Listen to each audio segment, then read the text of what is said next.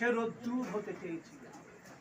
ক্ষান্ত বর্ষণ, কাক ডাকা বিকেলের সেই লাজুক রোদ্দুর, জাম আর জামরুলের পাতায় যা নাকি অল্প একটু হাসির মতন লেগে থাকে।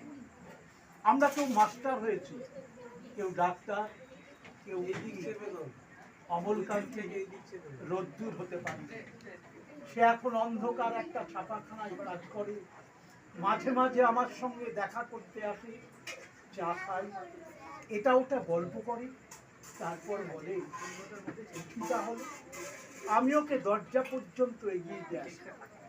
আমাদের মধ্যে যে এখন মাস্টারি করে, অনায়াসে সে ডাক্তার হতে পারত।